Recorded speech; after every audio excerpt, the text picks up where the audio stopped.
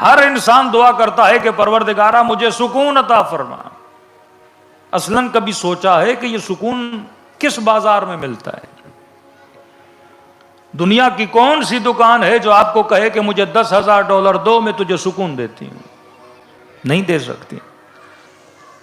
دنیا کا وہ کون سا مال ہے کہ جہاں پہ آپ ملینز آف ڈالر خرچ کریں لیکن آپ کو وہاں سے سکون ملے؟ کسی نے سمجھا کہ سکون مال میں ہے، مال مل گیا لیکن سکون نہ ملا. کسی نے کہا کہ سکون آسٹریلیا کی نیشنلٹی میں ہے، جب مل گئی کہ اب بھی سکون نہیں آیا مولانا. کسی نے کہا شادی کروں گا تو سکون ملے گا، بیوی آ گئی کا سکون تو اب بھی نہیں ملا. کچھ نے کہا تو ہم اور زیادہ سکون تباہ ہو گیا ہے.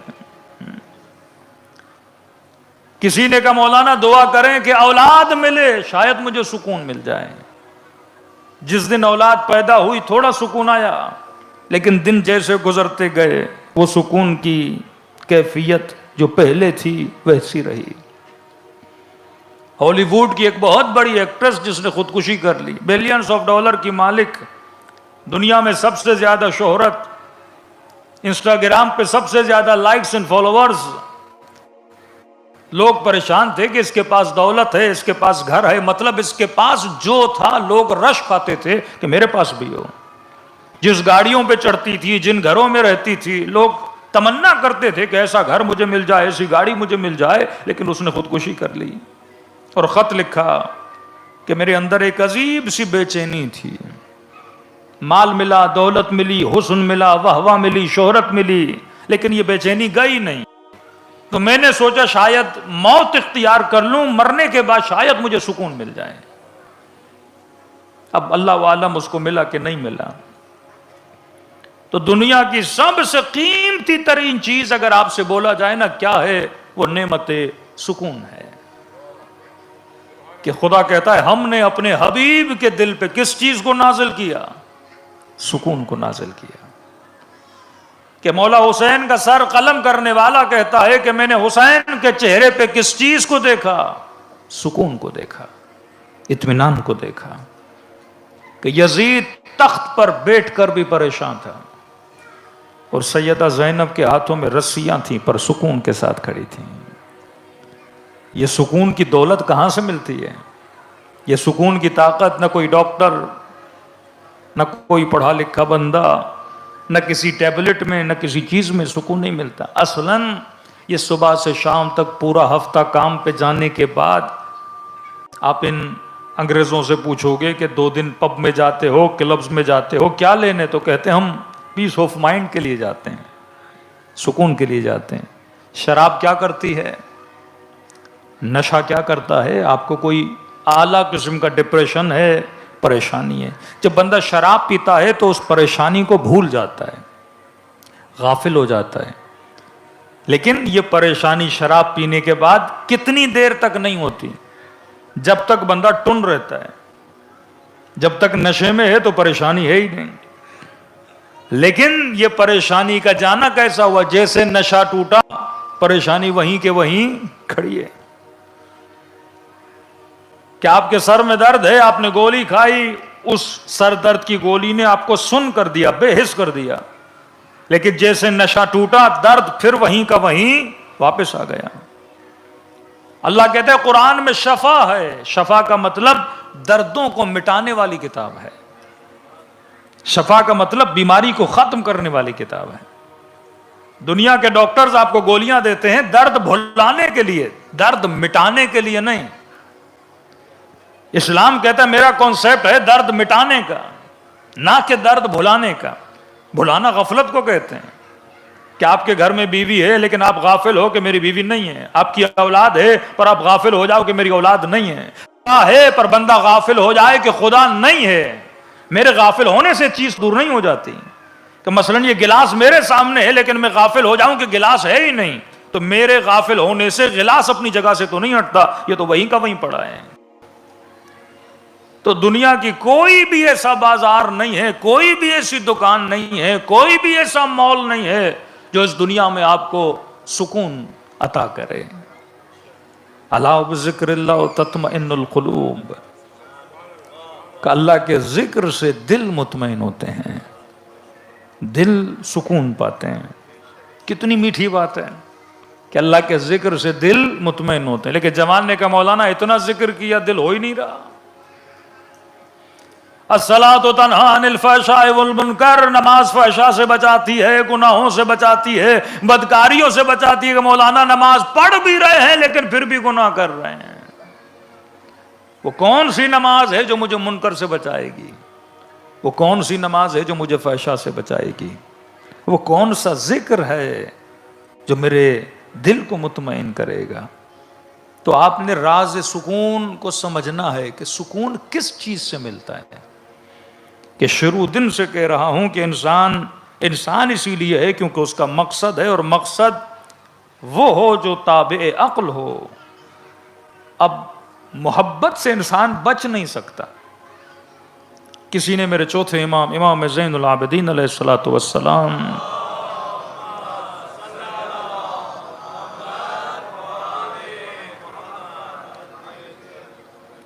نیچرلی یہ ہوتا ہے کہ اگر آپ کے ساتھ کوئی خوبی کرے آپ کو اس سے محبت ہوتی ہے۔ الناس عبید الاحسان، اگر کوئی آپ پر احسان کرے آپ اس کے غلام بن جاتے ہو۔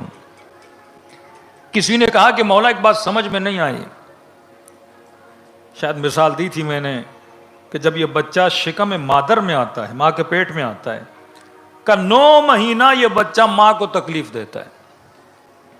خواتین کی طبیعت خراب ہو جاتی ہے، کچھ کو الٹیاں ہو جاتی ہیں، ظاہر ہے ایک وزن ہے، ایک بھاری پن ہے پیٹ میں۔ 9 مہینہ یہ ماں تکلیف اٹھاتی ہے۔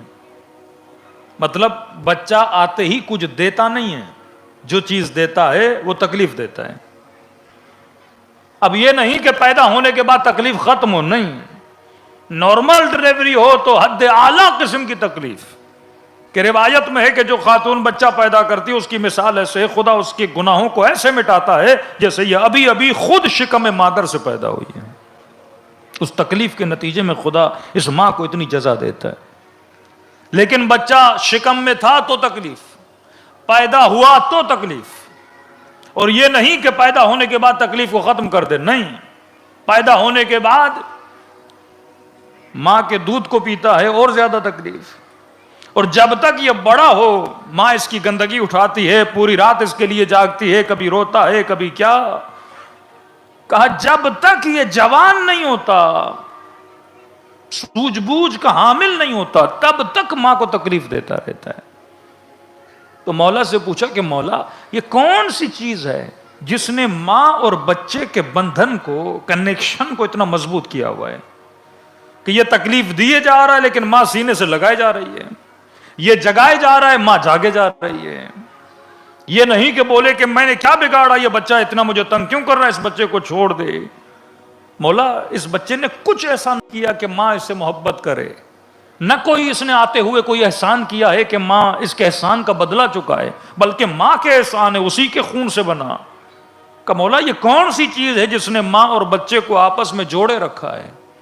مولا فرماتے ہیں یہ کمال نہ ماں کا ہے، یہ کمال نہ بچے کا ہے، چیز کا کمال ہے کہ یہ کمال اس محبت کا ہے جو خدا نے ماں کے دل میں رکھی ہوئی ہے۔ اور اسی محبت کی وجہ سے جب ماں پہلی مرتبہ بچے کو دیکھتی ہے تو ماں تکلیفوں کو بھول جاتی ہے، اور اسے کیا ملتا ہے؟ سکون ملتا ہے۔ کہا کربلا مومن کی جنت ہے۔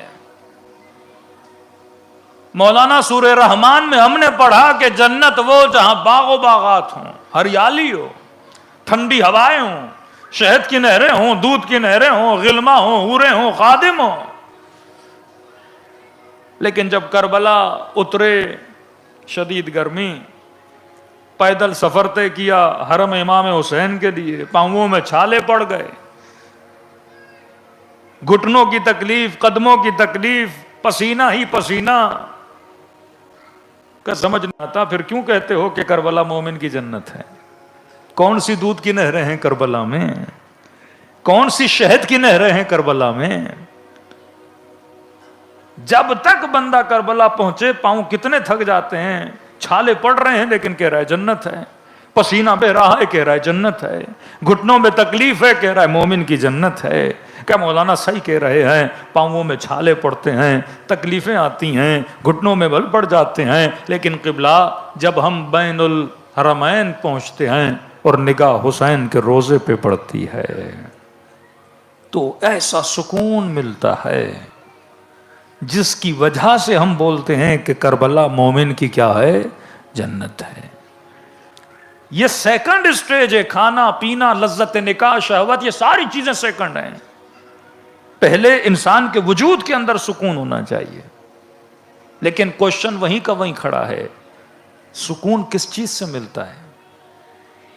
آپ نے کہا مولانا ہم نے امام حسین کے روزے کو دیکھا، سکون مل گیا، بچہ پیدا ہوا، ماں نے بچے کو دیکھا، سکون مل گیا، جوان نے فراری گاڑی کو دیکھا، سکون مل گیا۔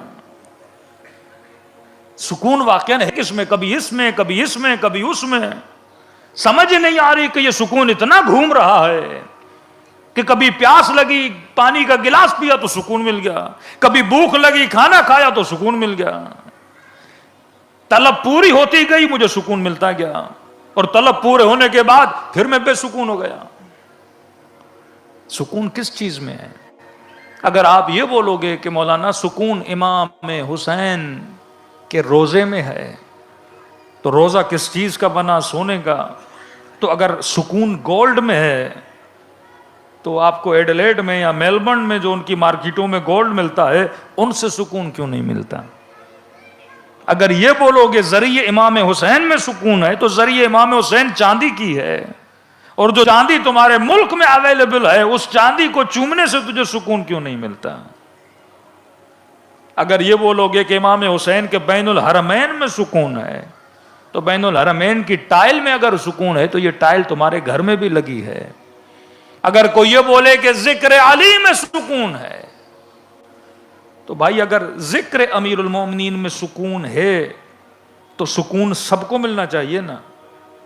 شیعہ سنے تو چہرہ کھل جائے، دشمن سنے تو چہرہ بگڑ جائے، یہ کیسا سکون ہے کہ ایک ہی نام آپ کو سکون دیتا ہے دوسرے کو جلا دیتا ہے، ایک ہی ذریعہ امام حسین آپ کو سکون دیتی ہے، مد مقابل وہ دشمن اہل بیت ہے جو ذری کو اپنے بم کے ساتھ اڑانے کے لیے تیار بیٹھا ہوا ہے۔